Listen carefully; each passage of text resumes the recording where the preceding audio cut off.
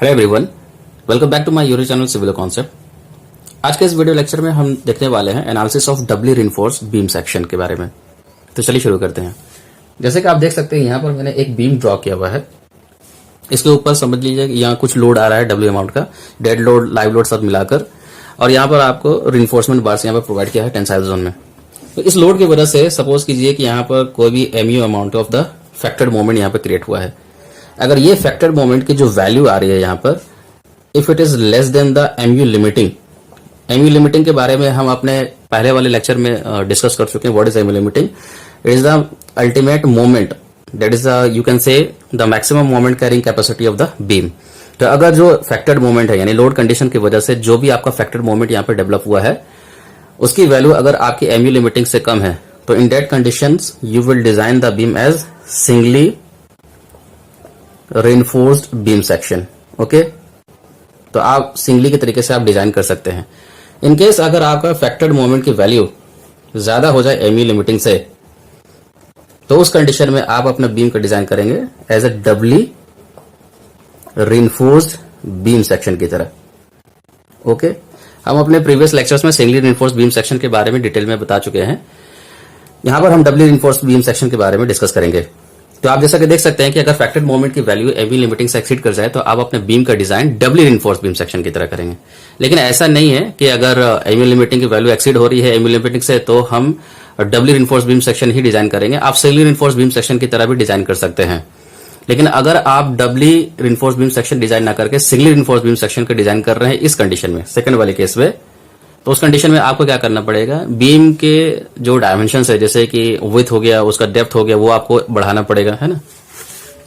Beam का width हो गया, आपको उसके डेप्थ को बढ़ाना पड़ेगा, आपको ग्रेड ऑफ द कंक्रीट बढ़ाना पड़ेगा, यानी कि जो आप M20 M30 जो यूज कर रहे हैं आपको ग्रेड ऑफ द कंक्रीट बढ़ाना पड़ेगा, आपको ग्रेड ऑफ द स्टील भी इंक्रीज करना पड़ेगा।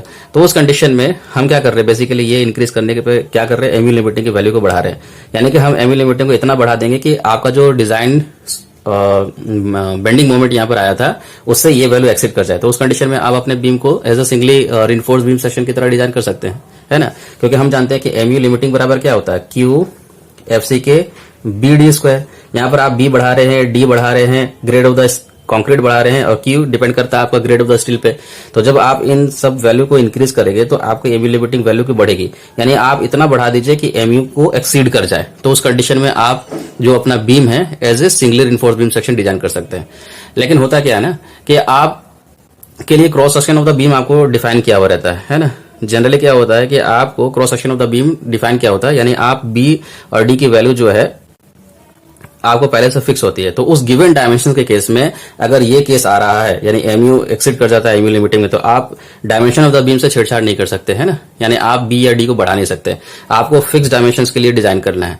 तो इन दैट सिचुएशन आप singly reinforced beam section design ना करके डबली रिइंफोर्स्ड बीम सेक्शन की तरफ मूव करेंगे, है ना। यानी आप अपने बीम का डिजाइन डबली रिइंफोर्स्ड बीम सेक्शन की तरह करेंगे। ठीक है,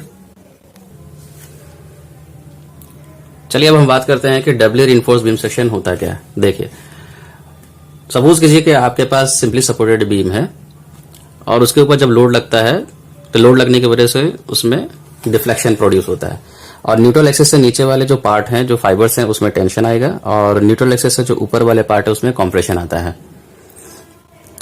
हम लोग जानते हैं, जैसे कि मैंने प्रीवियस क्लास में देख चुका है, सिंगली आरसीसी बीम के केस में क्या होता है कि आप टेंसाइल रिइंफोर्समेंट को टेंसाइल जोन में प्रोवाइड करते हैं। लेकिन अगर आप कंप्रेशन जोन में भी रिइंफोर्समेंट को प्रोवाइड करेंगे तो in that situation the beam will be called as a doubly reinforced beam section, है ना।